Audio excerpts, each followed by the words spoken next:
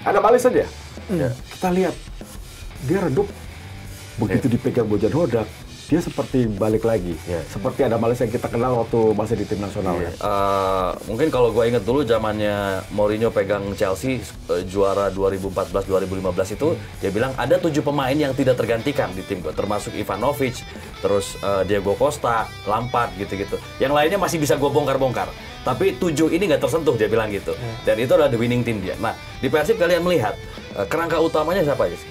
Ukuran itu aja, masa iya lu putaran pertama 1 gol aja nggak bisa nyetak, ibaratnya gitu. Mau di Super League mau di AFC Champions League tuh, lu dapat menit bermain kok, dikasih gitu. Lumayan lagi menit bermain yang nggak sedikit lah gitu. Jadi memang mental dia sih. Sebenarnya ini pasti gue yakin si Ramon Tangki ini mentalnya terganggu juga gitu loh. Karena pasti udah levelnya tuh udah di sini nih. Ngapain lagi gue mikirin pemain cadangan gitu kan. Juara bertahan, semua pengen bunuh Persib dalam arti tanda kutip ya. Pengen dibunuh di lapangan. Benar.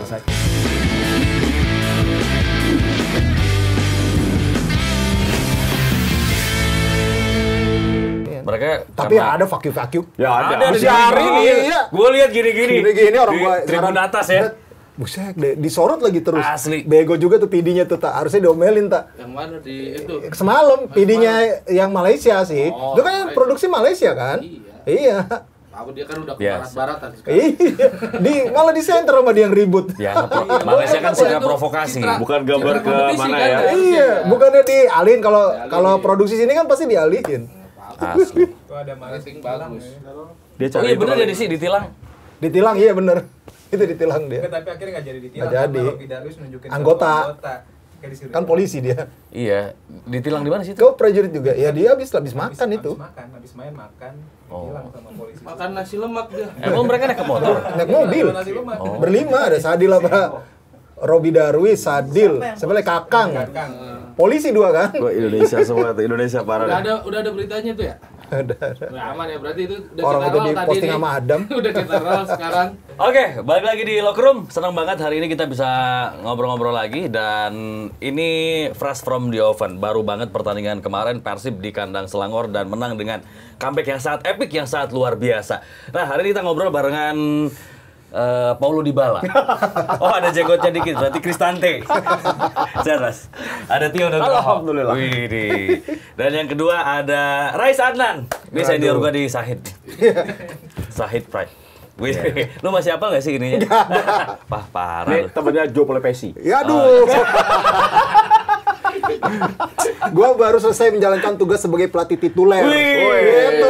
Pelatih tituler. Jadi runner up ya? Tituler ya. Perak ya? Perak. Wih, luar biasa. Jadi lapangannya kelihatan tuh wajahnya tuh kayak kinclong. Cerah. Ya? Aduh. Buka terus. Bahaya. Ajak-ajak dong. Oh, nah ada peringkat 3-nya dong. Oh iya kan?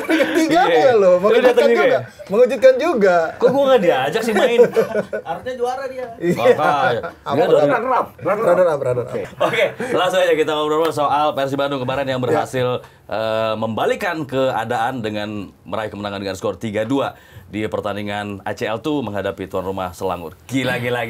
Gokil sih. Gokil. Kita tanya Bapak yang semalam siaran dulu ya. Ini keren banget ya. Ini comeback-nya udah kayak comeback-nya Roma waktu lawan Barcelona. Waduh. Ke situ lagi. Iya kan? Iya. Tadi lu bilang kalau Dybala. Oh iya, Tadi gua lurus. Enggak, dia mau mengobati kekalahan lawan Milan kemarin. Iya benar. Tapi emang kalau melihat itu lagi-lagi Bojan Hodak ya. Iya. Jadi kunci. Sekali lagi ini pelatih yang benar-benar bisa mengerti kemampuan pemainnya, lawannya seperti apa. Jadi ketika masuknya 3 pemain di babak kedua itu kunci. Ya. Jadi babak pertama Persib memang main jelek ya. Jelek dia mana ya? Pertahanannya Pertahanan kebuka. 3-5-2 babak pertama nggak jalan. Ya. Banyak lubang. Jadi gampang banget tuh buat Selangor bisa deketin. Ditambah lagi si Fortis Pertigaan sama ya. Morea bagus banget ya. Bagus. Bahaya banget tuh 2 orang. Tuh. Tapi pas di siaran tuh gue ngomong sama Ais, pasti dia dicarekan, dimarahin nih pasti di babak di ruang ganti. Iya. Bener kan? Babak kedua mainnya berubah. Beda ya? Tapi masuknya si Etam, masuknya Robi Darwis, masuknya Adam Alis. Wah, itu kunci dari segalanya. Dan babak kedua itulah Persib yang harusnya bermain. Ketika menghadapi leg pertama ya, kan seperti itu. Iya. Dan Adam Alis kembali. Brace Adam Alis. Jadi comeback itu adalah Adam Alis. Luar biasa. Dan ini kali kedua Adam Alis cetak gol di satu pertandingan, tapi kalau di total 3 gol ya udah 3 cetak gol. di 3 ACL. gol. Dan itu semuanya ke gawang Selangor. Ya, luar biasa nih, efektif banget Adam Alis jadi super sub ya dan jadi man of the match. Oke, kalau lu ngelihat Persib kebobolan cepat ya di menit-menit awal dan Menit 3. kemudian Ya, 2 gol gol diri. bersarang di gawang Persib. Ini karena kurang fokus, kecolongan atau gimana, Is? Yang pertama adalah transisi mereka yang jelek ya di babak Lambat. pertama. Kemudian ada beberapa celah di lini tengah, jarak antar pemain. Nah, itu yang membuat ada space di lini pertahanan mereka yang akhirnya mampu dieksploitasi sama para pemain Selangor. Makanya kemarin sangat mudah sih beberapa kali dari sisi sayap terutama itu agak telat untuk bisa di backup ketika para fullback ataupun wingback yang bergerak ini telah turun. Ya, itu yang menjadi masalah. Dan di babak kedua soal pressing. Nah, mereka kan di babak kedua itu awal mereka langsung melakukan pressing di atas di area satunya di pertahanan dari Selangor. Nah, itu membuat para pemain Selangor juga akhirnya panik. Yang akhirnya bisa menghasilkan gol cepat di babak kedua itu menjadi kunci tuh. Kalau setidaknya 15 menit aja dia nggak bisa cetak gol di babak kedua, agak pusing juga sebenarnya Bojan Hodak. Akhirnya Andrew Jung berhasil mencari kebuntuan dan itu makin lama motivasi. Pergantian pemain yang dilakukan juga tepat. Dan ini pergantian pemain yang sebenarnya sering dilakukan sama Coach Bojan di Super League juga gitu. Jadi memang pergantian-pergantiannya ini hal yang kayaknya udah kebaca sebenarnya.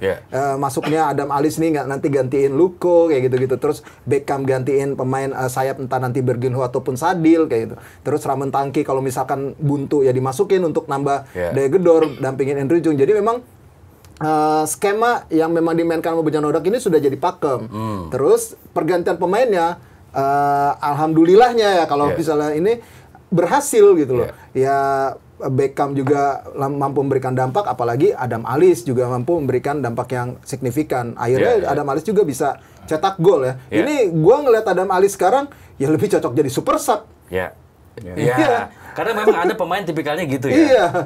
Tipikal gitu karena dia punya fighting spirit yang luar biasa, punya kengototan dalam bermain dan juga punya insting cetak gol. Jadi ini kan yang dibutuhkan juga sama pemain lini tengah. Tapi kata Adam Alis di sebelum dia masuk lapangan, Bojan Hodak bilangnya lo nekan, lebih tekan. Pressing. Jadi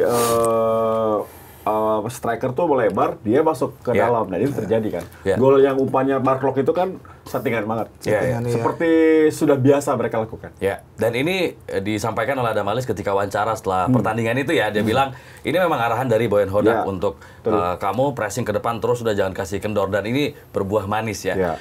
Tapi ini memang Bojan Hodak tahu caranya untuk menang. Persib Bandung tahu caranya untuk menang. Dan ini buah dari kehebatan dan tangan dingin, kejeniusan dari Bojan Hodak dalam main catur menurut gua. Catur itu kan kayak kita tak. Nah, bagaimana Bojan Hodak mengganti 1-2 pemain yang dirasa pas dengan timing yang pas, pergantian yang tepat, dan hasilnya juga maksimal. Oke, kita lihat dulu tadi bagaimana lini pertahanan yang sempat menjadi sorotan di mana kebobolan cepat di menit-menit awal. Karena nggak ada Barba atau gimana? Salah satunya. Dan sama lini tengah gue bilang nggak maksimal ya. Berginho main di kiri tuh kayaknya kurang maksimal. Waktu main di kanan langsung gacor. Nah, Lucho juga malam itu kurang lambat ya melahirkan bola. Begitu diganti Beckham jadi bagus. Jadi gue rasa lini belakang juga salah satunya 3-5-2 di awal itu nggak berfungsi. Begitu ada perubahan lini tengahnya baru bisa cover lini belakang. Tadi bilang transisi lambat banget. Jadi nggak ada yang bantu, kena serangan balik mati. Dan gue nggak tahu kenapa ya nggak ada komunikasi yang bagus. Kalau gol kedua kan bunuh diri ya. Susah lah dihindari tuh bola ke sini. Kena skrimit ya. Ya sulit. Tapi yang bagus adalah benar kata lo. Babak pertama coba pemain ini dipasang di kiri, nggak bisa pasang di kanan sama dia. Dia cermat lah. Kalaupun beruntung sebetulnya ada 1-2 gol di babak pertama sebetulnya. Cuma Nasril mainnya bagus banget. Iya benar. Nasril. Benar. Tapi sampai saat ini dia masih menangis. Oh iya. Karena nangis tuh. Iya, serius banget. Tapi itu memang pasti nggak bisa tidur sih. Berasa itu pasti. Berasa itu. Lu pernah ngalamin kan ya? Pernah. Sebagai pemain kan, pasti kalau blunder atau apa ya. Berasa karena udah berapa menit lagi dapat poin lah setidaknya, paling nggak kalah gitu 1 poin. Dia bikin kesalahan. Karena berkat kesalahan itu, Selangor tersingkir. Itu tersingkir. Tepatnya 8 penyelamatan, 4 ke kanan, 2 ke tengah, 2 ke kiri. Ya. 8 penyelamatan dari Nazril. Tapi sayang sekali terakhir dia nendang, bolanya kena ke Adamalis kan. Dia clearance-nya nggak maksimal dan masuk ke gawang. Wajar sih. Ya mungkin ini orang bilang hoki aja Adamalis pasti, tapi kan nggak akan terjadi kalau Adamalis juga nggak ngotot. Iya, nggak pasti. bakal fighting spiritnya nggak seluar biasa itu gitu kan. Eliano di sebelah kiri ada catatan. Kemarin sih agak belum di dalam performa terbaik dia menurut gua.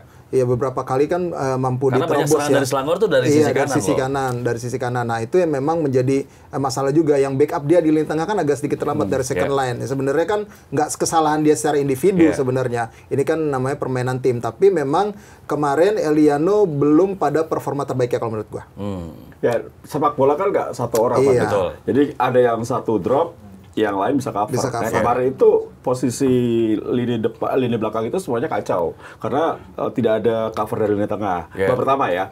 Pas babak kedua ada perubahan, baru bisa maksimal. Maksud gua karena posisi naturalnya Eliano sebenarnya kan bukan fullback kiri gitu kan.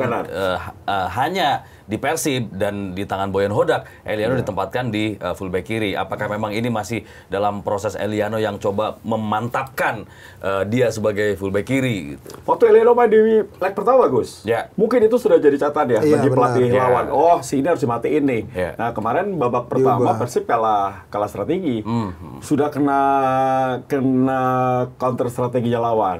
Beruntung itu remontada bisa terjadi. Oke, kalau tadi lu bilang bahwa ini juga bagaimana lini tengahnya, second line-nya untuk jadi breaker gitu ya. Sebenarnya Persib itu punya pemain nomor 6 gak sih yang benar-benar full petarung kayak contohnya tipikal Haryono gitu. Kita lihat kayak Lucho atau Mark Klok. Apakah menempati posisi itu? Sekarang tinggal Mark Klok sama yang murni ya, sama si Robbie Darwish. Sebenarnya kan juga Adam Alis di posisi itu. Harusnya ya, bisa dimainkan di posisi itulah.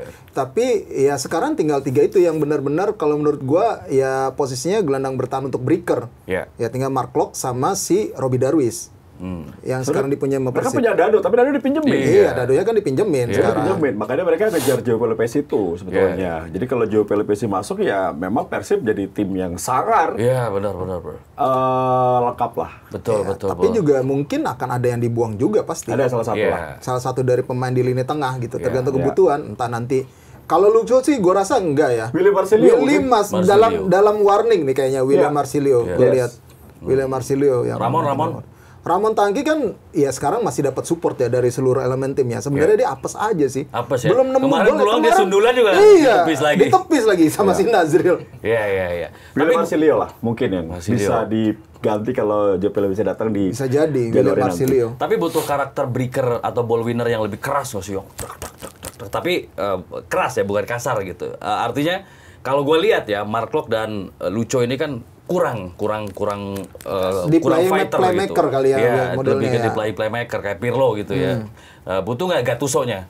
Ya butuh lah kalau tim dengan kualitas seperti ini ya. Apalagi kan lawan pasti akan selalu ngotot kalau di Super League apalagi ya. Nah, itu butuh untuk mematikan pemain-pemain yang ngotot itu, untuk ngelawan itu, untuk ngeredam itu, untuk memfilter biar tidak cepat masuk ke area pertahanan. Jadi memang butuh sebenarnya untuk pemain tipikal keras. Tapi Boyan Hodak tuh apa ya? Dari zaman gue ngikutin dia dari zaman dia di PSM tuh dia nggak suka pemain-pemain yang begitu. Oke. Dia lebih suka pemain stylish, teknik betul. Dia suka pemain stylish sama full teknik ya. Gue rasa sih enggak. Tapi dengan Persib sekarang ini udah bagus kok. Kecuali ya itu William Marsilio kan nggak pernah main nih. Udah jarang kasih bermain ya di Super League maupun di Asia. Kalau diganti dengan pemain nomor 6 yang lo katakan tadi cocok. Jadi memang itu yang dibutuhkan. Karena dia daripada dia parkir, udah pemain asing, mahal gajinya, diparkir, ya why not kalau diganti lebih bagus. Kan Persib masih lihat panjang. Kan banyak yang bilang nih, oh semakin dekat dengan Cristiano Ronaldo, padahal masih jauh. Ya, kan? Tapi asa harapan untuk ke sana tuh besar. Oke, potensinya ketemunya di mana sih ketemu Al Nassr? Semifinal lah masih jauh. Semifinal apa final? Final. Kayaknya final deh karena masih di wilayah deh kalau semifinal tuh. Semifinal udah disilang ya. Oh, disilang. Kalau kita lihat di tahun lalu sih, di musim lalu sih final. Semifinal ya? Udah ganti ya? Semifinal. Selalu semifinal. Final tahun lalu. Tahun lalu final. Jadi final, makanya sampai semifinal tuh masih per wilayah. Iya, masih baru wilayah di final timur. Timur sama Iya, Barat diadu Timur. tuh. Baru di final ya diadu. Tahun ini kayaknya masih sama. Masih sama kayaknya, masih Final sama. ya? Masih final. Iya. Bapak kan punya kontaknya AFC. Nanti nanti minta Pak Erik lah. Iya. Keluarga kerajaan Bahrain tuh kan. Iya. Iya. Tapi masih jauh lah. Iya, Jauh. karena untuk menuju ke sana kalau misalnya nanti Mesti di lawan 16 dulu besar, Australia, Jepang itu kan Gamba perempat Osaka. semifinal itu kan bakal ada Gamba Osaka dan Iya. lain-lain Iya, ya.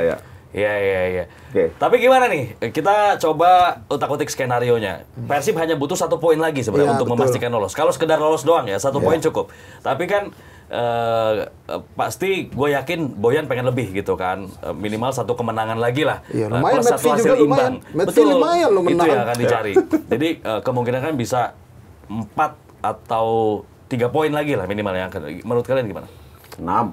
6, deal. Ya, cuma masalahnya lawan Lion City Sailor itu mainnya di lapangan Sintetis atau apa? sintetis. Masalahnya itu yang rada Masih boleh ya? Sekarang bukannya udah nggak boleh ya? Masih ya? Masih. Cuma itu masalah susah bagi pemain untuk beradaptasi. Adaptasi ya, Betul. agak panas ya. Betul. Nah, kalau itu bisa di kandang sih insya Allah bisa menang lah lawan Bangkok. Musim lalu waktu Persib kandang ke Lion City kan menang tuh. Itu Iya. lapangannya Itu lapangan juga apa ya? Sama itu juga. Sama. Lapangan itu juga Lapangan ya? itu. Oh, belum digulung berarti ya? Belum. Lapangan itu kok, dan ya kayak kemarin pertandingan ya menangnya di menit akhir. Iya. Menang di menit akhir. Jadi memang kalau gua ngelihat harusnya kans untuk dapat 6 poin masih ada. Iya. Cuma jangan besar kepala dulu. Betul. Yang penting adalah dapat 1 poin aja dulu. Iya. Di Lion City Sailor, ngamanin posisi di babak selanjutnya. Itu udah bikin kita mungkin satu Indonesia lega lah setelah Dewa United Iya. kemarin kan Iya. akhirnya lolos juga ke Iya. perempat final. Nah sekarang Persib kalau lolos berarti agak aman nih poin kita di kompetisi antar klub Asia gitu loh. Iya, iya. Koefisiensinya. Ini ngomong-ngomong soal koefisien dari liga kita yang berkat kemenangan dari Persib Bandung kemarin juga ini ngomongin proyeksi sih ya karena belum resmi kan. Kita lihat sampai hasil akhirnya nanti. Ini udah ramai kan proyeksi-proyeksi. Iya. Kemarin naik jadi 22 apa 21 gitu ya. Sekarang harusnya katanya naik lagi menjadi peringkat 20.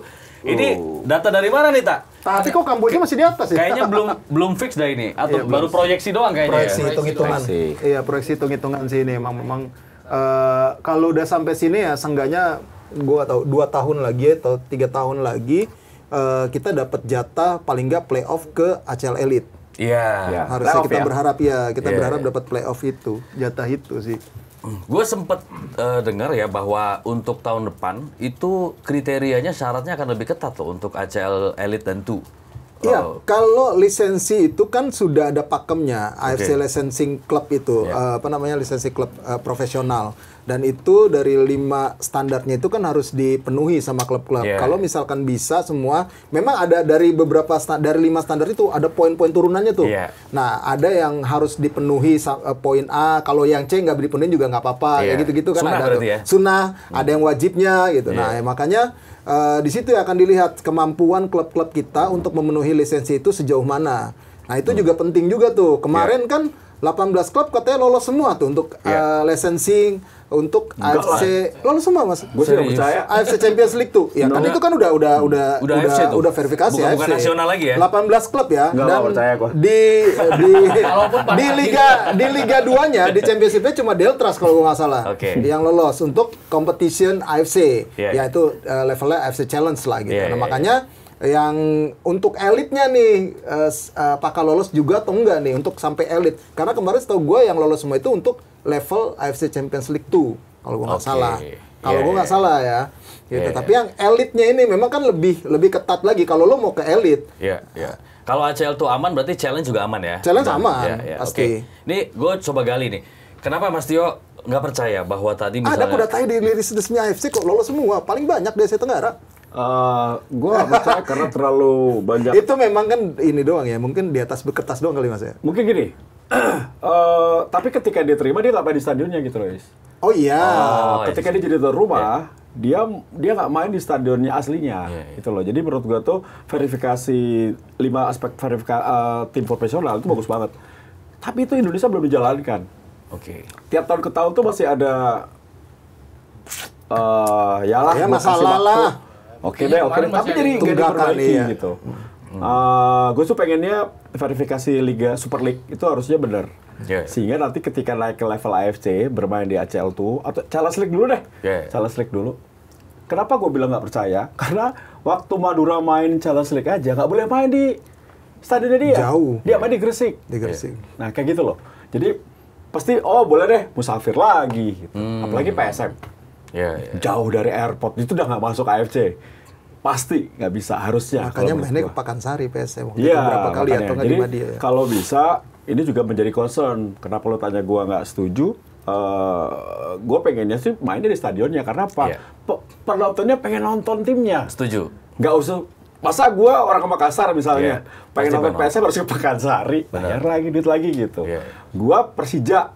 Gue pengen nonton dia di Jakarta gitu. Kalau ketika Persija main atau gue Persib ya main di GBLA gitu loh. Jadi ini PR PSSI sih.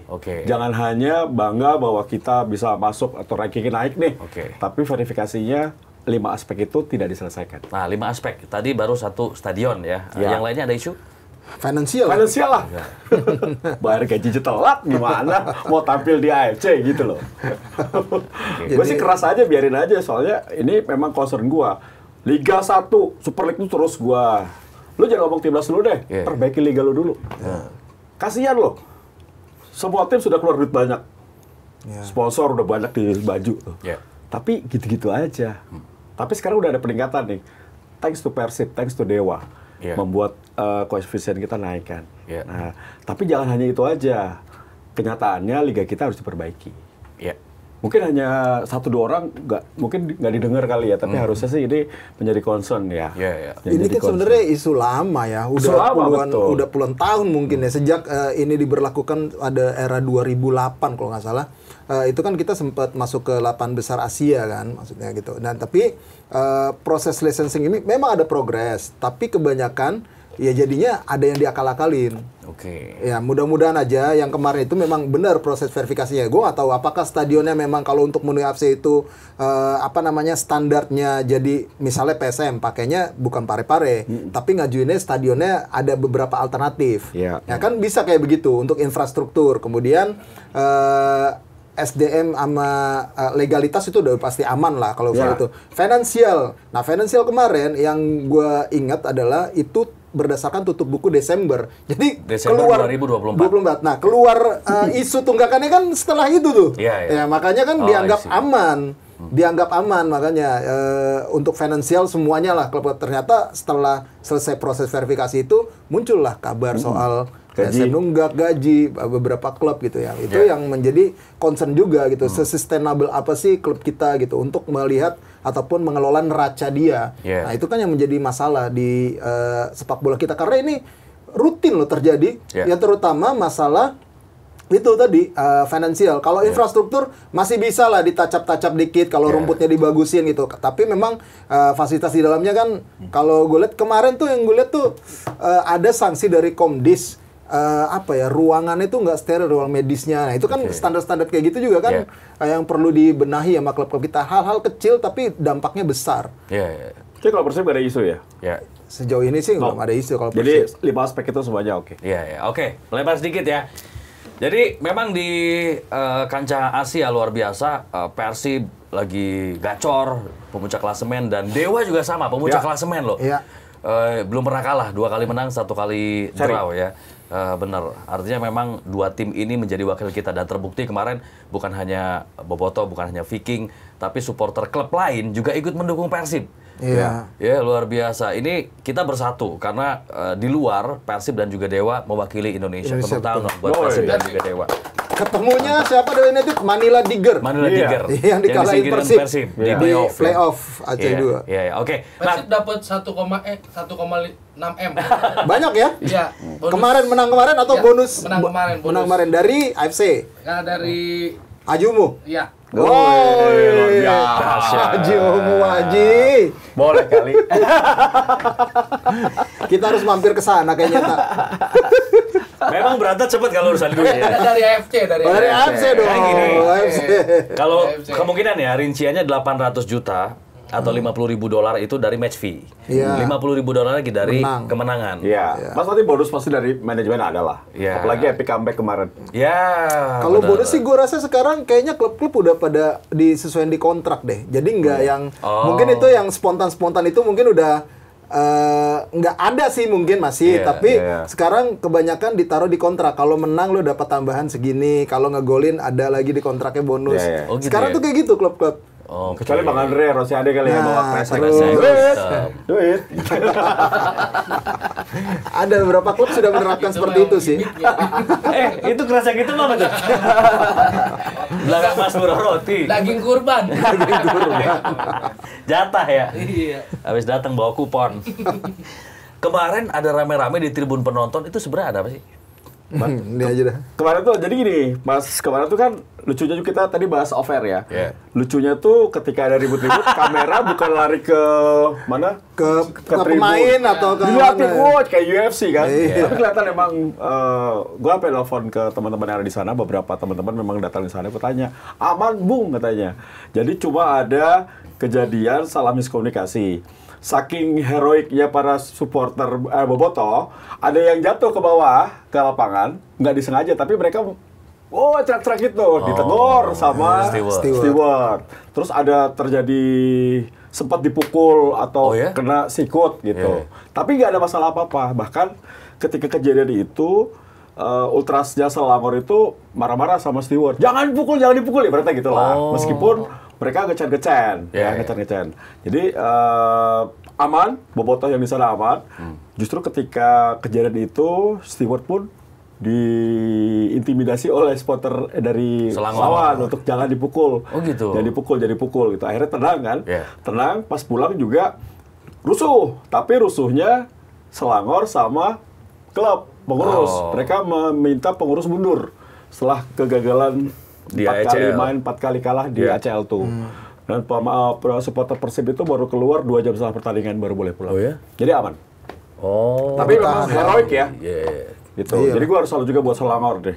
Supporter Selangor bagus. Iya. Jadi memang supporter Selangor itu protes. Protes. Kecewa Ke karena hasil. timnya. Ya, Iya, ke timnya. protes ke timnya, ke manajemen Jadi Bobotoh juga nggak boleh gitu. keluar, takutnya ada Iya. insiden di bawah kan. Karena at the moment semuanya lagi pada di situ gitu kan, di stadion itu dan belum pada keluar. Iya. Dari itu. Karena gambarnya aja kita jadi menerka-nerka jadi. Iya, emang seru sih itu. Orang ditarik-tarik Tapi sampai pokoknya jangan bukannya sampai di ada bawah gitu. supporter Selangor yang di tribun atas tuh ngacungin jari tengah gitu ya? Biasa Itu udah biasa itu, Bola itu biasa lah. Entah dia ngacungin jari tengahnya kan bisa jadi ke stewardnya juga. Wah, Bisa aja. iya kan? Tadi ngomongnya hampir beda. Enggak bisa jadi dong. Iya, Bukan iya. ke supporter Persib kan bisa jadi juga kayak gitu. Tapi Tapi udah terkonfirmasi dikonfirmasi ya? Nggak ada apa-apa. Oke. dan si Kang Adi ya, si ininya tim medianya Persib sendiri dia ngomong kan ada tuh supporter yang ke ruang ganti itu tadi tapi nggak Iya. ngincar pemain Persib tapi memang jarinya pemain Selangor Oh. dan mereka memang protes gitu. Iya, Jadi aman. iya. Tim itu aman. Iya, iya. Memang sempat ketahan sekitar 1 jam di stadion karena kan situasi di luar kan nggak begitu kondusif. Tapi aman, tim selamat sampai hotel gitu nyaman Iya, Oke, gitu. Bobotoh Vicky nggak ada yang luka kan? Nggak. Aman ya? Nggak aman. Oke, alhamdulillah ya. Jadi Yang luka hatinya Nasril. oh, dia nyanyi lagunya Audi berarti. Menangis semalam. Aduh, aduh. Tahukah Iya. Salurin Pak. Salurin Pak. Asli itu siapa ya? Abdul Haris yang bilang ya, from hero to zero jadinya. Iya, from Euro. Udah nggak kebalik ya? Udah berapa kali save. Iya. Tapi gokil sih emang itu terakhir gue nggak liat. Wah, gokil ini si Hizan. Si Izan kan namanya dia. Iya, Si Izan. Tapi itu bakal jadi pelecut buat Persib sih. Iya. Jadi semakin percaya diri. Main di Asia ya. Iya, di partai tandang bisa comeback begitu. 2 kali main menang loh. Partai Asli. away. Iya. Di Bangkok menangnya telak lagi. Iya. Luar biasa ya. Makin meyakinkan. Dan ini menambah daftar kemenangan Persib menjadi 5 kemenangan beruntun meskipun 6 dong. 6 ya. Enam. 6. Udah ganti berarti. Meskipun Cuma nggak clean sheet aja nomornya terakhirnya. harus ternoda kali. Iya. Ini kalian lihatnya gimana dengan tambahan daftar kemenangan yang didapatkan Persib Bandung di semua kompetisi sangat luar biasa. Jadi bisa mengamankan tiket Asia dulu, habis itu baru fokus kembali ke Super League. Itu kan Iya. tujuan utamanya Bajan Hodak. Iya. Dan yang gue lihat tuh rotasi pemain, jadi pemainnya nggak capek ya. Iya. Rotasinya bagus banget, Benar. meskipun itu lagi, tapi kan gue rasa sesuai dengan kebutuhan. Karena di lini tengah sama lini depan itu rotasinya juga cair banget. Iya. Yang nggak perform, ya harus istirahat dulu. Iya. Tapi yang menjadi pertanyaan besar, sampai kapan William Marcelio itu di bangku cadangan, apakah memang sudah tidak masuk skema dari Bojan Hodak, karena dia pemain penting banget di Arema waktu itu kan. Benar. Tapi di Persib tuh kayaknya hilang panggungnya. Dan itu juga bisa jadi catatan di bursa transfer, mungkin agennya juga bisa mencari tempat lain. Gue bukannya menyuruh ya, tapi hati-hati pilih Marcelo karena sudah ada berita besar. João Pelipesi ini memang serius banget nih mau didatangkan. Atau pemain lain yang lu bilang nomor 6, itu bahaya. Karena Persib udah punya Tom Haye kan? Iya. Untuk di posisi playmaker, di belakangnya lucu kan? Udah pas. Ada Marlock juga. Iya. Nah, peran Tom Haye juga kemarin agak ke depan ya? Iya. Lebih kayak hampir jadi second striker kemarin dia. Berapa kali, tapi memang kelasnya beda sih. Kelasnya beda emang Tom Haye. Cara dia ngumpan, visi bermain dia emang beda banget ya. Mungkin ini ya, Persib tuh butuh striker yang apa? Yang lari. Yang pelari. Greget. Nomor 9 banget sih gitu. Andrew Jung nomor 9 banget itu. Nggak, kalau Andrew Jung nggak perform kan nggak ada tuh. Iya sih. Tambahan lagi ya. Kenapa? Ramon belum ya. Itu dia, Ramon belum dapat itunya, dapat performa terbaiknya. Kalau ketergantungan Andrew Jung bahaya juga buat Persib. Ya amit-amit ya, kalau dia nggak cedera sih aman di depan. Tapi kalau nggak, karena William Barros dia posisinya lebih ke sayap dan dia pergerakannya lebih dinamis ya. Itu kalau gue perhatiin ya, salah satu kehebatan dari William Barros, salah satu kelebihannya adalah pergerakan tanpa bolanya yang gila itu dia. Kayak Fadli dong. Tapi emang benar-benar lapangan tapi. Mentornya beliau. Kan kita cuma ngikutin suhu doang. Guru kencing berdiri, berarti gurunya cowok. Nggak boleh jongkok ya. Nggak boleh jongkok. Iya, tapi kalau ngelihat William Barros ini berarti memang akhirnya Persib bisa menemukan pengganti Ciro Alves yang tepat sih.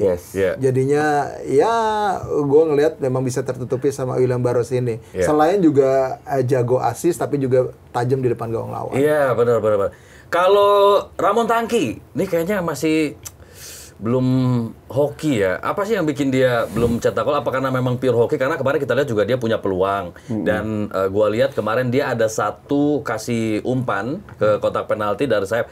Artinya menurut gua, ketika dia mengalami deadlock, dia bisa kok mencair ke sebelah kiri atau ke kanan, lebih dinamis gitu, dan dia juga berkontribusi atas proses terciptanya gol, bisa kasih passing, bisa ya kasih assist lah. Ini juga harus dia lakukan kalau dia mau bertahan dan terus diberikan kepercayaan oleh Boyan. Iya kan sekarang kerjaannya dia itu bukan hanya cetak gol, tapi memberikan tekanan ke pertahanan lawan, ke back lawan.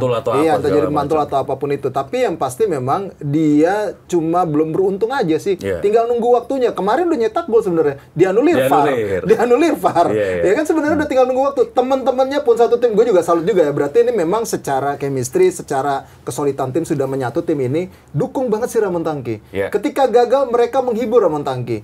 Enggak cuma 1-2 pemain, tapi semua elemen tim gitu ya. Plus juga Bojan Hodak selalu membesarkan hati Ramon Tangki karena dia nggak mengkritik Ramon Tangki tapi membela di depan publik. Harus itu kan membela. Pelatih yang memang elegan ya, maksud gue untuk bisa membangkitkan lagi kualitas yang dimiliki oleh pemainnya. Dia tahu betul Ramon Tangki ini punya kualitas, cuma belum nemu aja waktunya. Sayangnya selalu kurang beruntung ya. Sekarang kalau yang namanya striker kan memang hitungannya gol ya. Cuma kan peran di dalam tim juga kan yang dilihat sama Bojan Hodak ada banyak faktor juga. Ini mungkin akhirnya bisa jadi dipertahanin atau di putaran kedua nanti apakah dipinjemin kita nggak tahu. Mungkin point of view gue sedikit berbeda nih ya.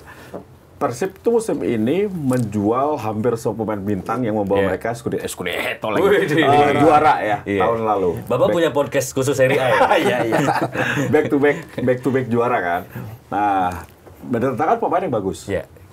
Kemudian dia dari Liga Kamboja top scorer, dia dari Arema, dia asis terbanyak, cetak gol terbanyak. Tapi kita harus lihat juga dari sisi lain bahwa Bojan Hodak ini pelatih yang suka merubah cara bermain seseorang. Betul. Dari bek kanan jadi bek kiri misalnya. Dari bek kanan jadi defensive midfielder. Dari defensive midfielder menjadi attacking midfielder. Dan itu dibutuhkan adaptasi dan kerja keras dari pemain. Jadi kalau gue lebih suka melihat hal positif ketika pemain bintang di Persib belum bersinar, dia belum bisa beradaptasi dengan skema dari Bojan Hodak. Tapi sorry itu saya tidak lama pasti. Satu putaran kalau tidak, lo tahu sendiri lah. Persib tuh pasti cepat banget menjual pemain atau meminjamkan dan menggantinya. Jadi waktu mereka hanya di putaran pertama. Karena persaingan di internal ketat plus tekanan juga tinggi. Betul. Ada balik saja. Kita lihat dia redup. Begitu dipegang Bojan Hodak, dia seperti balik lagi. Seperti ada Malaysia yang kita kenal waktu masih di tim nasional ya. Dan bahkan dia sempat dipanggil tim nasional juga kemarin kan. Dia bermain dengan bagus di role barunya sebagai attacking midfielder. Eliano, siapa nyangka dia main bagus di back kanan? Nggak ada yang nyangka. Back kiri. Dia bagus, maksudnya jadi back gitu, jadi bagus. Kemudian, nah ini William Barros sama Ramon Tanque ketika di tim sebelumnya kan selalu berada di striker number 9. Sekarang diputer ke sayap, diputer ke second striker sebagai trequartista, bisa atau enggak. Nah itu tergantung pemainnya. Jadi gue rasa semua pemain yang datang di Persib Bandung bagus, hanya saja balik lagi ke mereka, bisa nggak adaptasi dalam satu putaran. Kalau nggak out pasti. Ya, karena tentu saja Boyan punya skema yang berbeda dengan klub mereka terdahulu gitu. Mereka harus cepat adaptasi. Tapi kalau si Ramon Tanque ini kan dia punya postur yang kuat ya. Dia kuat untuk melindungi bola. Dia artinya bisa menjadi decoy, bisa jadi pemantul. Kadang-kadang mungkin nggak harus cetak gol. Kalau dia bisa mancing atau narik back lawan, lalu second strikernya bisa nusuk dan cetak gol, ini juga bisa dilakukan. Dan kalau kita berkaca pada Persib musim lalu, semua pemain di second line juga bisa cetak gol gitu. Bahkan top scorer mereka adalah Tyrone Del Pino yang bukan striker murni atau bukan pemain nomor 9. Dan mungkin kalau kita lihat juga misalnya dulu-dulu di Perancis waktu mereka juara dunia mereka punya Guy Varts. Apakah subur? Enggak juga. Tapi dia pandai gitu untuk mengacak-acak posisi lini pertahanan sehingga second line bisa masuk dan cetak gol gitu. Karena ini sebenarnya bisa dilakukan. Bapak presenter ya? Bagus itu tadi. Iya benar-benar. Tapi emang itu salah satu ini ya dari segi taktikal ya memang pemainnya dibutuhkan sebenarnya. Jadi striker itu sekarang bukan hanya tugasnya mencetak gol, tapi memberikan pressure ke area pertahanan lawan. Itu untuk membantu mungkin rekan lainnya bisa mencetak gol. Jadi nggak semata-mata urusan cetak gol doang. Walaupun memang striker itu dilihatnya dari cetak gol. Nah itu kan penilaiannya pasti akan beda-beda dari pelatih. Kalau misalnya memang Ramon Tanque ini benar nggak bisa cetak gol sampai putaran pertama, berarti ini striker tumpul. Itu aja ukuran itu aja. Masa iya lu putaran pertama 1 gol aja nggak bisa nyetak, ibaratnya gitu. Mau di Super League mau di AFC Champions League tuh lu dapat menit bermain kok, dikasih gitu, lumayan lagi menit bermainnya, nggak sedikit lah gitu. Jadi memang ya tinggal bagaimana pemainnya bisa memulihkan lagi sentuhan terbaiknya ataupun mental dia sih. Sebenarnya ini pasti gue yakin si Ramon Tanque ini mentalnya terganggu juga gitu loh. Biar bagaimanapun gitu pasti dia agak resah gitu di dalam dirinya. Kok gue nggak bisa cetak gol. Nah yang tadi gue bilang timnya ini juga suportif banget para pemain dari pelatih untuk mendukung dia agar tidak jatuh mentalnya. Nah ini yang gue salut juga dari Persib sekarang. Betul, gitu. Ini penting ya. Ditambah Andre Jungnya lagi tajam lagi. Iya, Andre Jung pesaingnya tambah was-was. Belum lagi William Barrosnya juga tajam gitu loh. Makanya dia pasti was-was sebagai pemain profesional kan pasti ingin membuktikan yang terbaik ya di atas lapangan. Ya itu pasti akan ada imbasnya juga lah. Apalagi kemarin momentum Persib bisa melakukan comeback ini kan awalnya dari gol yang diciptakan oleh Andrew Jung ya. Tapi kalian melihat Andrew Jung ini udah sesuai ekspektasi belum? Iya. Iyalah. Ini cari-cari Persib ini. Oh ya, at least bisa melupakan David da Silva lah. Oh udah ada gitu striker ini. Oke. Nah kalau misalnya kita sepakat bahwa salah satu kunci keberhasilan Persib Bandung adalah Boyan Hodak yang sangat jenius dalam melakukan pergantian pemain, taktikal yang bagus gitu dengan timing yang tepat. Tapi secara kerangka utama tim, kalian melihatnya gimana dari belakang sampai ke depan? Artinya gini, ada pos-pos yang mungkin dinamis, bisa diganti-ganti, tapi kerangka utamanya mungkin kalau gue inget dulu zamannya Mourinho pegang Chelsea juara 2014-2015 itu dia bilang ada 7 pemain yang tidak tergantikan di tim gue, termasuk Ivanovic, terus Diego Costa, Lampard gitu-gitu. Yang lainnya masih bisa gue bongkar-bongkar, tapi 7 ini nggak tersentuh dia bilang gitu. Dan itu adalah the winning team dia. Nah di Persib kalian melihat kerangka utamanya siapa aja sih? Kalau gua pasti di kiper udah Teja ya, ada pasti Teja. Kemudian di lini belakang itu yang menjadi salah satu kunci adalah Julio Cesar atau Federico Barba. Federico Barba sih. Federico Barba itu kalau misalkan dia nggak cedera ataupun nggak sakit, dia harusnya tetap selalu menjadi pilihan utama. Kemudian di lini tengah, Mark Klok memang tidak tergantikan. Terus dari sisi sayap ini yang sering diganti sama Coach Bojan Hodak. Jadi memang menurut gue 3 pemain itu sih yang sekarang menjadi kerangka utama. Kalau lini depan William Barros tuh nggak tergantikan. Udah tinggal 4 pemain itu sih, selebihnya banyak sekali sering diutak-atik sama Coach Bojan Hodak. Termasuk Eliano Reinders malah jadi andalan sekarang. Salah satu kerangka utama, mau dia ditaruh di kanan ayo, di kiri ayo, di depan sebagai winger ayo. Jadi memang pemain yang ayo anaknya udah terima aja gitu dong, ya. disuruh main di mana diterima aja gitu loh. Yang penting dia juga dapat menit bermain dan tambah mengasah skillnya dia. Gitu. Mas Tio belum ngajak-ngajak, padahal kita ayo anak. Ini ayo teman yang lain juga siap. Ayoan nggak sih? Ayoan juga kan? Ayoan. Sama kita tos sama Eliano Reinders. Salat bareng. Iya. Udah. Benar juga. Maghrib aja berarti ya. Ini asar nggak kekejar soalnya. Menurut Mas Tio gimana? Kalau gue pribadi itu tim yang tadi malam tuh udah tim terbaik ya. Jadi Tanpa Barba. Tanpa Barba, kecuali Barba. Jadi itu udah tim terbaik. Kalau ada Barba, mungkin itulah menjadi backbone-nya Persib Bandung. Karena gue lihat banget tuh nafsunya Bojan Hodak tuh. Ngomong nafsunya biasa aja dong ke gue gitu. Nafsu banget di ACL maksudnya. Jadi di ACL tuh ini dia sangat pengen banget lebih bagus dari tahun lalu. Karena sepertinya tahun lalu tuh nyesel. Baru serius di 3 pertandingan terakhir. Tapi peluang Persib udah susah. Meskipun menang lawan Lion City Sailor, tapi kita tetap nggak lolos. Gitu. Jadi kayaknya dibayar dengan tahun ini. Persib mau serius tampil dengan materi terbaik. Kalau backbone, susunan terbaik ya semalam, kecuali Barba. Jadi kayaknya itu. Tak tergantikan ya. Karena Tom Haya main di situ kan. Terus Teja Bartes, gue ngomong Teja Bartes. Kecil tapi top ya kan. Dibanding depannya William Mbappe. William Mbappe. Jadi oke lah. Gitu. Oke.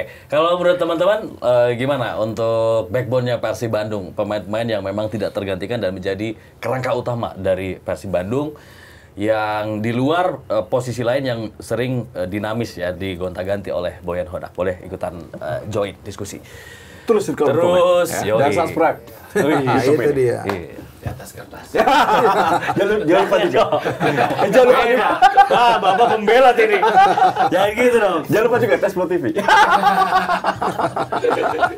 Rais Adnan Channel. Nggak yakin ngomong yang bisa kenceng nih. Bagus. Ini tahu situasi. Sopan. Gitu emang. Aduh. Gue ultras. Oke.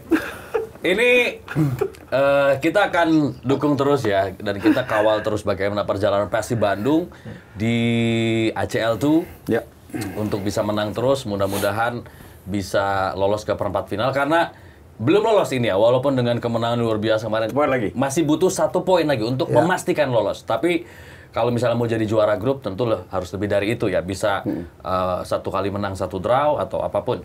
Nah, karena Persib, Dewa United ketika di luar mewakili Indonesia, kita dukung terus. Kita ke dalam negeri ini. Persib Bandung nanti akan kembali ke Super League setelah FIFA Matchday ya. Berarti ya. Betul. Berarti ya. Gimana kalian melihat mereka mempertahankan momentum yang bagus ini supaya nggak turun gitu loh? Minggu ini masih main ya? Enggak, udah FIFA Matchday. FIFA Matchday tanggal 10. 20-an berarti ya, sampai 18. Iya. Lawannya apa ya nanti ya? Lawan Dewa. Lawan Dewa benar, lawan Dewa. Seru nih. Iya. Sebelum lawan itu dong berarti, sebelum lawan Lion City Sailor. Ya, selalu Lion City Sailor. Lion Jadi tanggal 26 ya. Iya. Dewa juga tanggal 26. Ya. Baru terakhir nanti lawan Bangkok ya di kandang Persib ya di GPL. Oke, menurut Mas Tio gimana? Kembali rotasi. Jadi rotasi. Jadi kalau Bojan Hodak tuh udah tahu betul siapa pemain-pemain yang jarang dapat menit bermain di Liga Champion Asia tuh, ACL tuh, bisa bermain di Super League. Nah ini sebetulnya tuh Ramon Tanke ini harus bisa menemukan ketajamannya sebelum Desember. Kalau dia mau bisa mengambil hati bobotoh dan juga manajemen. Jadi harus juga pandai meramu supaya tidak terbaca. Karena kan memang tujuan awal merombak tim di awal musim ini adalah Bojan Hodak tidak mau terbaca oleh pesaing-pesaingnya kan. Karena semua sudah tahu, Bojan Hodak seperti ini nih. Dia bongkar tuh pemain. Nah, ini salah satu cara lah dia untuk bisa berotasi. Karena gue melihat bohong lah kalau Bojan Hodak nggak serius juga di Super League. Ya. Iyalah. Pasti dengan Pasti, materi dengan seperti materi pemain yang ini peluang Ngincar besar dua-duanya. juara tuh besar banget. Meskipun kita lihat Borneo gacor, Persija bagus, tapi kan dia masih pajak. Ya. Dia fokus dulu sama ACL tuh nih sampai titik keringat penghabisan. Kalau bisa insya Allah sampai final lawan Al-Nassr. wilayah Barat atau di wilayah sebelahnya, Yeah. itu bagus. Tapi kalau enggak kan, at least sudah berjuang maksimal nih. Yeah. Lolos grup aja udah alhamdulillah nih. Yeah. Udah kemajuan. Nah setelah itu selesai baru fokus ke Super League kalau gue lihat ya. Ya, karena kita lihat pasti Dewa punya motivasi untuk memperbaiki performa mereka di Iya, Super League, pasti. apalagi baru kalah dari Borneo dengan skor gede. Ya. 0-4. Iya. Ya, makanya pasti motivasi dari Dewa yang meluap-luap ini yang harus diantisipasi juga Iya. oleh Persib Bandung. Nah, tadi soal Tapi hati-hati pasti Fadli, karena tanggal 26-nya kan mereka akan menghadapi partai Lion, penting nih, iya. dua-duanya loh. itu jedanya 3 hari kalau salah ya. 21 ke 26, Oh, 5 hari. 5 hari. Ya, 5 hari. cukup ya, Cukup mudah-mudahan lah. cukup ya waktu untuk recovery. Iya. Oke, tapi menarik nih soal tadi Mas Tio bilang bahwa ini bisa aja dibaca Boyan Hodak lama-lama. Tadi Rais juga bilang bahwa pergantian dilakukan oleh Boyan ketika di menit 60-an ke atas gitu ya. Ini jangan-jangan udah Kebaca. pakem, Iya, udah udah pakem. Nah, pakem. Iya. potensi ini akan kebaca lama-kelamaan gitu. Itu seperti apa? Tidak akan kalau Ramon Tanque bisa bangkit. Oke. Kalau William Marcelino bisa bangkit. Karena itu dua pemain yang bisa merubah situasi di lapangan. Selama ini kan changer ya. betul game changer. Karena dua pemain ini kan jarang dimainkan nih. Maksudnya jarang memberikan efek kejut lah. Iya, iya. Justru pemain-pemain yang kita katakan justru pemain lokal kita Etam atau Robbie Darwis atau Adam Alis yang selalu malah tampil prima di antara para pemain asing. Iya. Nah, pemain asing yang di bangku cadangan itu yang harus bisa berubah untuk bisa membantu Bojan Hodak meramu efek kejut lain. Iya. Makanya gue bilang tadi, kalau sampai Desember mereka nggak perform, nggak menutup kemungkinan Januari akan diganti dengan pemain lain. Iya. Karena Persib udah levelnya tuh udah di sini nih. Iya. Ngapain lagi gue mikirin pemain cadangan gitu kan? Juara bertahan, semua pengen bunuh Persib dalam arti tanda kutip ya. Iya, iya. Pengen dibunuh di lapangan. Benar, gitu, benar, pengen benar. selesaiin. Jangan lupain juga masih ada pemain yang tadinya bintang di klubnya tuh belum main. Dewa. Alfiandra, Ya. Dewa kan udah main kemarin ya. Ya. Alhamra nih yang gue tunggu-tunggu Oh, sebenarnya. Hamra Alhamra Hayanusa. Hayanusa sebenarnya. Terus Terus akhirnya masih berat iya, terus masih ada Rezaldi Rezaldi. juga. Ya. Itu kan ya memang Febri Haryadi juga. Oh, iya. Ya kan itu yang udah mulai tergusur ya. Kemarin akhir musim kan lumayan tuh. Ya. Udah mulai bangkit. Ternyata sekarang kurang bisa mendapatkan menit bermain lagi gitu loh di tim utama Persib. Jadi memang masih banyak yang bisa menjadi game changer sebenarnya. Yang Yeah. punya kartu trofeo banyak banget ini Bojan Hodak untuk musim ini karena kedalaman skuadnya memang mumpuni untuk bersaing di jalur juara. Jadi ya seperti yang gue bilang nggak usah khawatir asal semua pemain fit. Ya. Itu aja, nggak usah Kuncinya khawatir itu ya. Persib iya, asal semua pemain fit, ya itu. Ya memang kalau setiap ya namanya main bola ada up and down-nya ya. Yeah. Tapi kalau semua pemain fit, gue Yeah. yakin sih ya Pak, kalaupun ada yang sakit cuma 1-2 masih bisa Yeah, inilah di jalur juara dan bisa terus konsisten harusnya Persib. Karena faktanya ketika ada up and down dialami oleh pemain juga Boyan selalu punya solusi. Iya, betul. Bisa memecah kebuntuan itu Iya. dengan mengganti pemain yang ternyata bisa jadi super sub ya. Benar. Iya, Dan luar itu biasa. sering terjadi kan, Yeah. baik di Super League maupun di ACL tuh. Ya, ya, ya. Oke. Nah, kita lihat juga bagaimana persaingan Liga 1. Karena tadi dua orang ini juga sepakat bahwa banyak tim yang berlomba bagaimana cara untuk bisa mengalahkan Persib Bandung. Tim yang back to back menjadi juara di Super League atau di Liga 1. Termasuk Borneo FC yang sekarang juga lagi gacor. Win streak-nya luar biasa nih. Udah 9 berarti. Arsenal kalah tuh. 8 win streak di semua kompetisi. Ini 9 nih. Mohon maaf ya fans Arsenal. Ini emang fakta kan. Sudah 9 kemenangan didapat. Apa sih yang sejauh ini menjadi kunci keberhasilan Peralta dan kawan-kawan? Lefundes. Iya, Lefundes. Lefundes deh kalau gue bilang kuncinya. Juga sama dengan Bojan Hodak, pelatih ini pintar. Bisa meramu Trisula Argentina Brazil ini. Argentina Brazil Yeah. di depan ini gacor banget. Dan dari dulu Borneo itu selalu bagus teleskoping. Iya. Ya. Pemain asing yang mereka dapatkan belum dikenal, belum pernah main di Liga Indonesia tapi selalu bagus. Iya. Nah, itu dibuktikan kembali musim ini. Jadi mereka baru kebobolan paling sedikit. Iya. Dan gue rasa Nadio juga bagus musim ini, harus diakui ya. Nadio Argaminata di posisi penjaga gawang. Tapi gue melihat bahwa pemilihan pemain asing bagus ya. Yeah. Bahkan hebatnya lagi Borneo memberikan kesempatan 4 pemain lokal kita untuk bermain reguler Yeah. di lini belakang. belakang ada Komang, Ya, ada Fajar. ada Fajar, itu dikasih kesempatan besar gitu sama Sihran. Itu Iya. juga itu menjadi satu hal positif bahwa Borneo kandidat terkuat selain Persib, Persija dan Malut. Iya, iya. Dan ada pemain Real Madrid juga ya. Apa? Vinicius. Oh, Vinicius. udah tahu tuh gue tuh. Jules Vinicius. Tapi bagus dia kan dari Bagus, Brazil bagus. kan. Iya. Jadi memang Borneo ini memang solid ya. Tim ini mungkin berubahnya ya nggak terlalu banyak juga sih. Memang tapi beberapa pemain kan mereka lepas. Stefano Lillipali. Gue juga kaget tuh. Lillipali dilepas, Terence Pueri dilepas. Ternyata memang ya Sihran bagus, terus ada Peralta ya. Pantes saja dilepas gitu Terjawab, dan ya. dan memang yang harus jadi warning juga ketika Peralta nanti absen. Nah, ini penggantinya juga harus dicari juga yang sepadan sama dia gitu loh. Yang sejauh ini gue ngelihatnya ini Peralta banget kalau dari sisi serangan.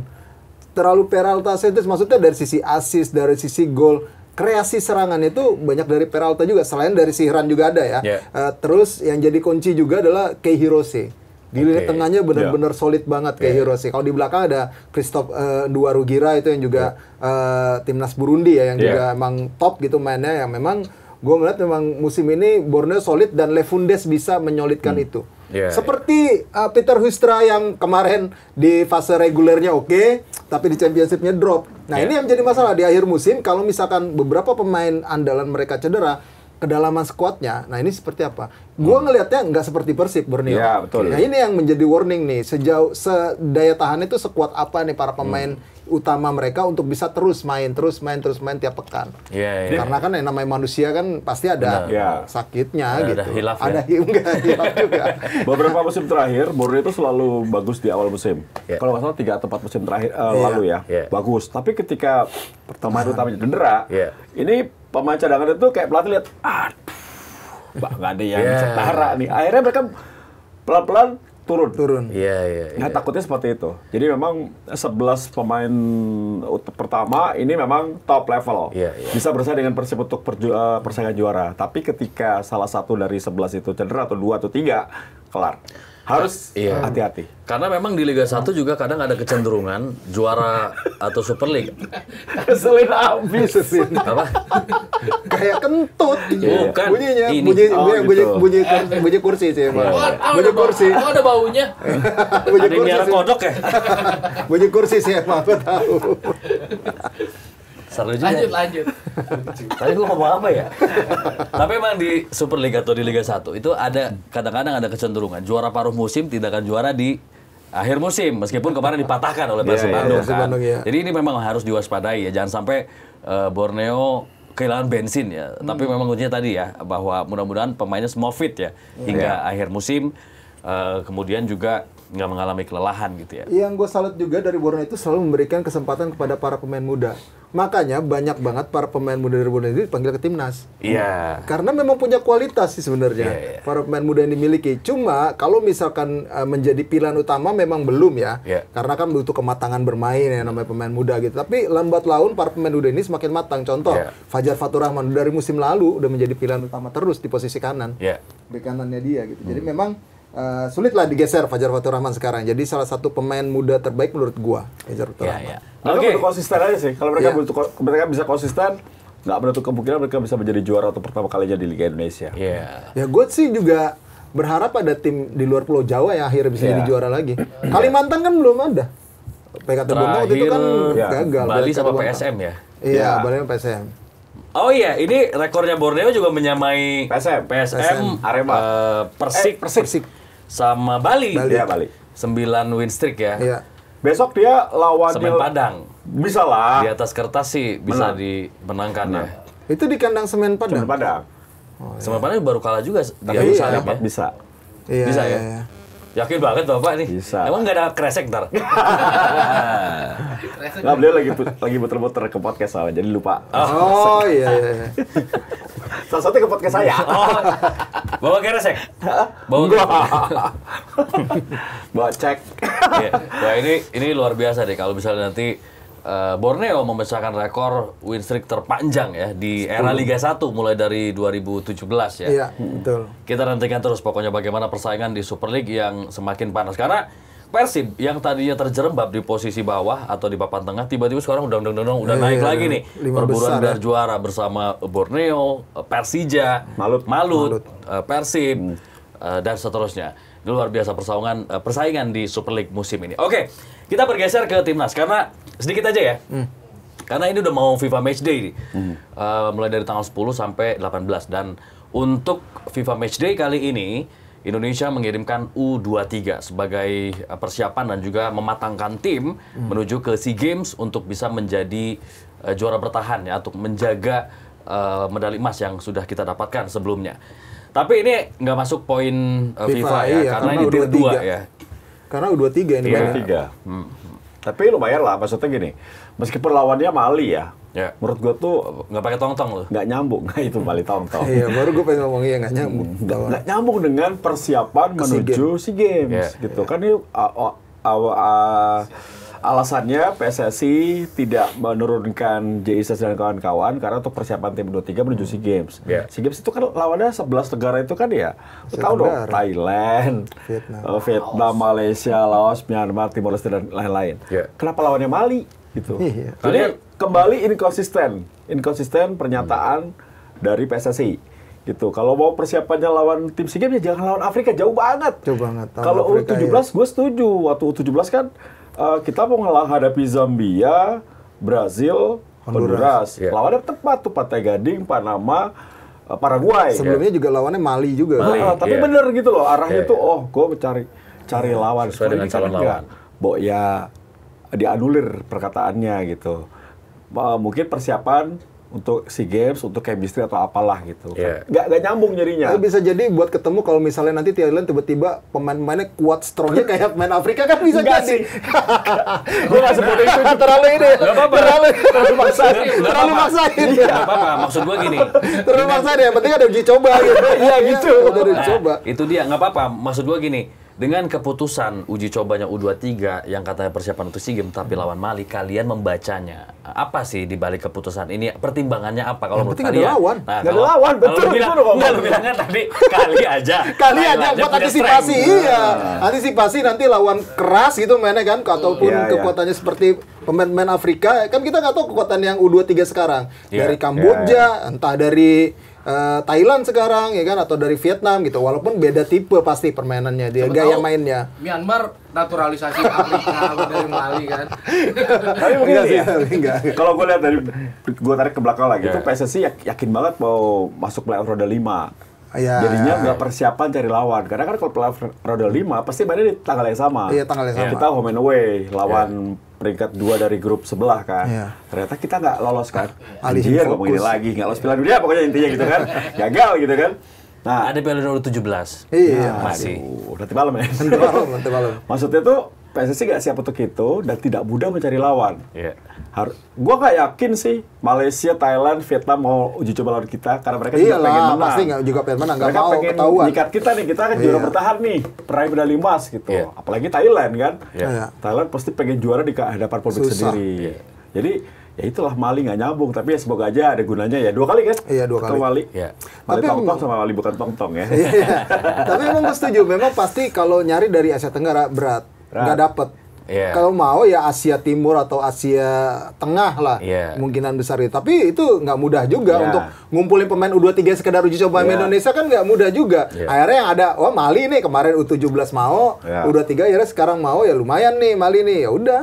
Buat persiapan mereka mungkin, gua nggak tahu ya ada event apa terdekat, tapi yang jelas uji coba dibutuhin. Lawannya juga kuat sebenarnya. Mali ukurannya untuk Afrika Iya, tuh lumayan loh, kuat gitu. Jadi memang gue ngeliatnya ini ya lebih kepada untuk menguji kesolidan tim doang. Iya. Game plan-nya Karena sejauh mungkin mana. negara-negara lain juga persiapannya adalah timnas senior di FIFA Matchday Iya, kali pasti ini ya. udah timnas senior. Iya. Oke, kita bahas juga nih bagaimana isu yang lumayan rame lah dan juga menggelitik nih. Ada supporter atau fans timnas pecinta bola Indonesia yang mendesak Erick Thohir mundur sebagai ketum PSSI, tapi ada juga yang mengatakan bahwa jangan dulu lah, capek juga kita gonta-ganti, atau mungkin siapa kalau misalnya mundur yang menjadi pengganti yang pas. Nah, menurut kalian soal isu ini? Kemarin memang Pak Erick sudah mengatakan ya bahwa nanti kalau mau ganti 2027 ada kongres. Nah, kalian melihatnya seperti apa soal isu ini? Perlukah ET mundur atau ya itu nanti aja tunggu kongres? Kalau gue pribadi ini sebenarnya hal yang wajar ya, Karena kita nggak bisa mengatur keinginan si A, si B, si C. Ketika gagal Piala Dunia itu kan puncaknya. Ya. Jadi ketika Indonesia gagal Piala Dunia, ya pasti yang diincar adalah federasi, pasti ketumnya. Dia bertanggung jawab. Tapi kalau misalnya ketum mundur, apakah bisa merubah situasi? Kan enggak juga gitu. Jadi ini menjadi satu polemik yang menurut gue sebenarnya semua harus bisa menahan diri ya. Kegagalan masuk Piala Dunia memang menyedihkan. Memang salah federasi. Cuma ketika ketum diganti, apakah langsung akan bagus situasinya? Kan tidak. Gitu. Jadi ini kembali lagi, kalau mau menyatakan ketum mundur ya silakan. Tapi kalau memang harus berdasarkan kongres atau KLB kan nggak bisa. Kita siapa? Votersnya harusnya yang menggerakkan ketum mundur, bukan kita. Karena dalam pemilihan ketua umum yang bisa menurunkan atau membuat KLB itu ya voters. Kan kita bukan voters. Gitu. Jadi Cuma bisa menyampaikan aspirasi. Itu poinnya. menurut Lis? Kalau gua capek ya kayak gitu terus gitu loh. Karena udah ngalamin juga gitu bagaimana peliknya gitu soal kongres bolak-balik segala macam, dan itu nggak menyelesaikan juga masalah. Intinya karena fondasinya itu belum ditata dengan benar. Sekarang kan sudah ada, mungkin sudah ada blueprint lah ngomongnya gitu kan, sudah ada program mereka ada gitu. belum sih? Waktu itu gua di kongres Ada harusnya. berapa Yang waktu terakhir itu dipresentasiin di DPR kalau saya ada di sama DPR. FIFA juga ada. Iya, sama FIFA ada. Terus yang waktu di kongres terakhir waktu gue lupa yang di daerah dekat Pejompongan tuh. Apa sih hotel yang mewah? Pokoknya kongres terakhir di situlah. Iya, Sultan. Kongres terakhir di situ, bukan Sultan, dekat Pejompongan kok yang pinggir kali depan kali itu. Sampai setan. Gue ngeliat enggak. Tapi gue ngeliat waktu itu iya. Ada hotel mewah yang kemarin yang nginep, pokoknya hotel mewah lah dekat Beni itu. Shangri-La. Iya itu Shangri-La kayaknya. Oh, iya, Nah itu Tempat check-in. Ya, buat check-in, nginep kan check-in. Oh iya, benar. Obama dulu waktu sini nginep di situ. Oh iya. Tapi yang pasti emang waktu itu gue sempat ngeliat itu gitu. Gue ngeliat laporannya tahunannya gitu. Terus ada blueprint programnya mereka gitu sampai 2034 kalau nggak salah waktu itu periodenya memang. Dan gue ngeliat sekarang kalau itu biasanya kan kalau kebiasaan buruk kita kalau ganti pengurus udah diubah semuanya tuh ganti program gitu. Ya kan akhirnya nggak maju-maju juga gitu loh. Ya, ulang lagi. Perbaiki juga gitu. Ini kan memang satu kesalahan nih misalnya gitu. Kalau dianggap sebagai kesalahan ya, satu kekurangan lah gitu. Tapi terlepas dari itu kan ada banyak juga perbaikan-perbaikan yang juga sudah dilakukan sampai ngurus saat ini ya. Bukan cuma sama Pak Erick Thohir doang gitu, tapi sama seluruh elemen pengurus di PSSI gitu. Tapi yang jelas lokomotifnya memang Pak Erick, mau tidak mau sekarang ya kritiknya pasti akan ditujukan kepada dia gitu, kepada beliau gitu ya sebagai pimpinan tertinggi. Tinggal bagaimana Pak Erick sendiri merespon hal itu untuk bisa lebih baik lagi di PSSI gitu. Baik dalam soal bukan hanya timnasnya ya, tapi juga secara fundamental sepak bola Indonesianya. Itu yang paling penting. Jadi masyarakat bisa ngeliat nih progresnya nih ketika dipimpin sama Pak Erick Thohir nih. 2027 kan akhirnya. Nah, pasti gongnya adalah prestasi kita di Piala Asia.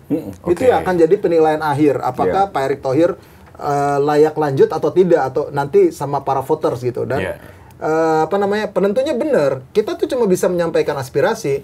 Kalau Pak ET-nya nggak mau mundur ya memang harus voters yang bersuara gitu, meminta KLB. Tapi kan kalau masalahnya kalau kayak gitu terus, apa iya tetap bisa benar gitu?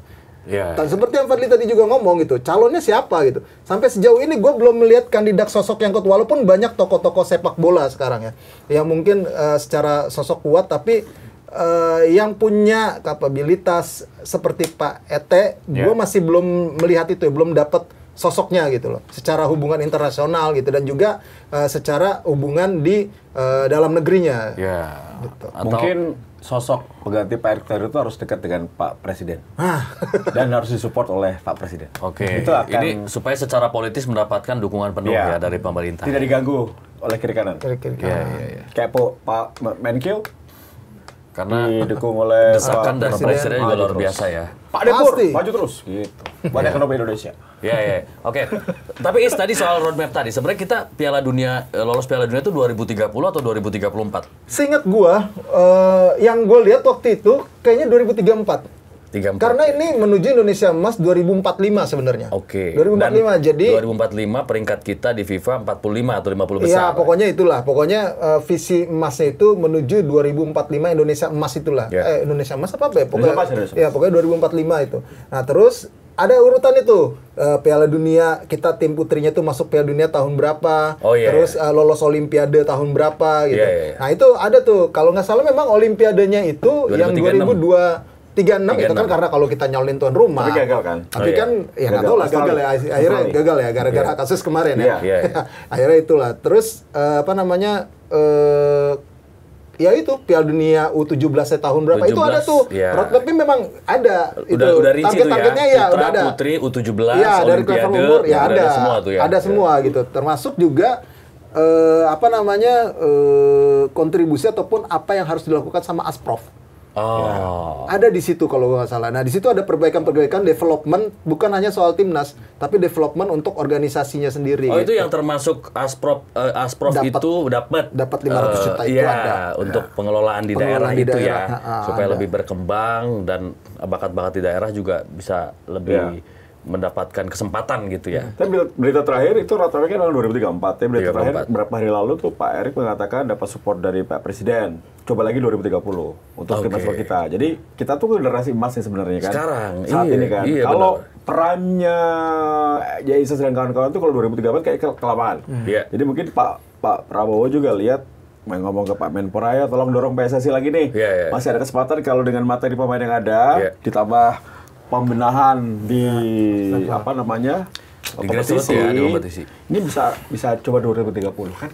Tapi juga kritik gue juga PSSI itu blueprint itu udah sebar aja, taruh aja di situ Iya, resmi terbuka, PSSI. betul. Kayak Thailand biar dan semua lain-lain. kayak Thailand, Jepang, Jepang, segala macam. semua Gue orang bisa bisa lihat akses. dengan gamblang itu kenapa Jepang bisa seperti ini. Ya Iya. memang dia punya blueprintnya itu jelas kita bisa lihat di websitenya dia Iya. mereka gitu. Bahkan statuta PSSI yang 2019 aja gue juga belum cek ya.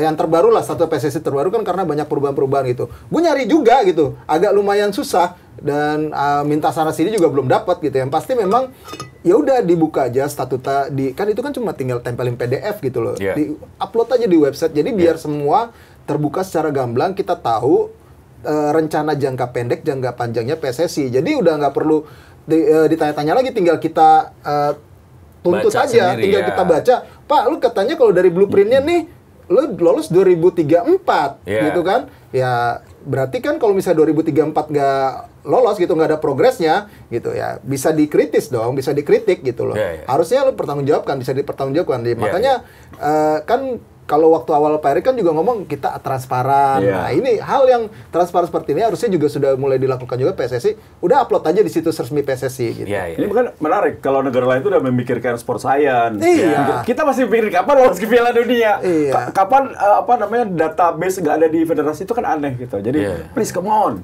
Iya. Lebih maju lagi berpikirnya kita. Iya, Kenapa iya. sih nggak di-upload aja kira-kira gitu? Ya gue nggak tahu ya, itu kebijakan dari PSSI-nya. Sekarang kan gue tanya sama teman kita lah ibaratnya gitu. Ini Siapa? gimana? Ya ada kawan kita lah, ada kawan kita gitu. Gue tanya, ini nggak ada gue gituin kan. Wah, beluman ini kata gitu kan. Terus kalau misalnya gue tanya, ini bisa nggak tolong diupload gitu ya? Dia pasti akan berat juga kan, tergantung atasannya juga ya. Iya. Gue sih meminta karena ini kebutuhan misalnya sebagai jurnalis juga untuk mengetahui ya Iya. data-data seperti itu, terus aturan statuta yang terbaru karena sering ngomong ini berdasarkan statuta yang terbaru kayak gini-gini. Gue aja sampai sekarang masih bingung soal format Liga 4 yang baru. Berubah lagi ya. Format Liga 4 yang baru ini kan baru banget. Bahkan bukan gua ya. Iya, iya. Bahkan klubnya sendiri si Liga Bingung. 4-nya bingung. Iya, iya. Ini formatnya seperti apa sih, regulasinya kayak gimana sih? Apakah gue masih di Liga 3? Karena kan ini ntar Liga 4 tahu-tahu di Liga 3. Nah itu yang masih menjadi rancu di kalangan sepak bola nasional sendiri. Karena belum terlalu transparan soal regulasi itu. Makanya ditaruhlah di situs PSSI misalnya. Itu kan udah pasti channel resmi ya gitu. Sejarah regulasi di Liga 4-nya yang sekarang seperti Iya. apa, formatnya, termasuk statuta ataupun blueprint itu. Iya. Itu sih gue pengen nyampein kritik itu sebenarnya. Betul, betul. Itu. Karena ini sebenarnya bagian dari roadmap tadi. Kalau kita punya mimpi, kita punya cita-cita Piala Dunia tahun 2030 kah, 2034 kah, jalan menuju ke sana, apa yang dilakukan gitu dalam Iya. membangun itu. Jangan ini hanya menjadi cita-cita tanpa usaha yang komprehensif gitu loh, membenahi semua aspek termasuk fondasi utamanya bagaimana kompetisi yang dimiliki di dalam negeri. Menurut Mas Tio gimana? Lagi-lagi ya harus menempatkan orang sesuai dengan kapasitasnya. Di Indonesia itu kadang-kadang orang yang tidak punya kapasitas diletakkan di posisi yang bukan, harusnya the right man in the right place gitu ya. Dan itu yang membuat jadinya banyak kebijakan atau hal-hal yang harusnya mudah jadi susah atau sulit gitu. Ini kayak gini aja nih harusnya. Apakah memang benar orang-orang di PSSI itu punya kompetensi posisinya itu? Sehingga untuk hal kecil aja nih, upload itu aja nggak bisa gitu. Atau yang belum ada nih. Gitu. Jadi itu aja sih. Jadi sekali lagi federasi harus meletakkan orang yang memiliki kompetensi yang bagus untuk bisa membangun sepak bola. Karena dasarnya kan kalau kita berbicara jauh nih tentang, Artinya harus ngerti teknis sepak bola. di porsi masing-masing. Kalau di balik layar ya harus bisa manajerial lah dengan bagus. Kalau lo mau di depan ya lo harus punya menjadi pelatih gitu atau asisten pelatih ya lo harus punya lisensi gitu loh.